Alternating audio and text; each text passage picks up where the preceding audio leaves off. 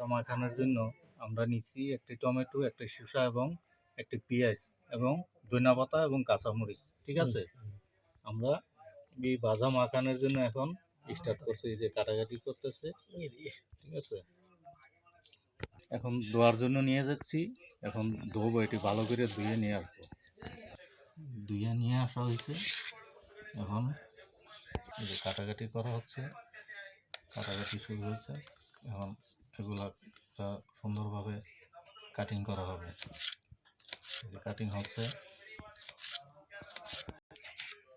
এখন এই যে টমেটো পেঁয়াজটা কাটা হচ্ছে, পেঁয়াজ এবং শসা কাটা হয়ে গেছে অলরেডি। এখন এই যে টমেটো কাটা হচ্ছে, টমেটোটা সুন্দর করে সে কাটছে। আজকে ভাজা মাখা খাওয়াবে, সেজন্য আমাকে ডেকে নিয়ে আসছে যে চলো ভাজা মাখা খাওয়াবো আজকে তোমাকে।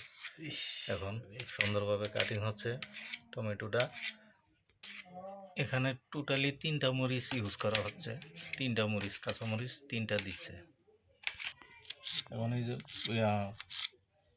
ধনিয়া পাতাটা কাটা হচ্ছে, ধনিয়া পাতাটা সুন্দর করে কুচি কুচি করছে, দেখতে পাচ্ছেন। সব মিক্স করা হচ্ছে একসাথে। তো এই ভাজা ঢেলে দিচ্ছে, ভাজাটা দিয়ে দেওয়া হয়েছে। এখন আর ভাজা অ্যাড করা হচ্ছে, তো বিট লবণ দেওয়া হচ্ছে, এই যে হালকা বিট লবণ দেওয়া হচ্ছে। এখন দেওয়া হচ্ছে সরষের তেল, এই যে সরষের তেল দিয়ে দেওয়া হচ্ছে। হালকা একটু লেবুর রস দেওয়া হচ্ছে, সাথে অ্যাড করা হচ্ছে লেবুর রস। টোটালি আমাদের মাখাটা কমপ্লিট হয়ে গেছে। এখন মাখছে, দেখতে পাচ্ছেন,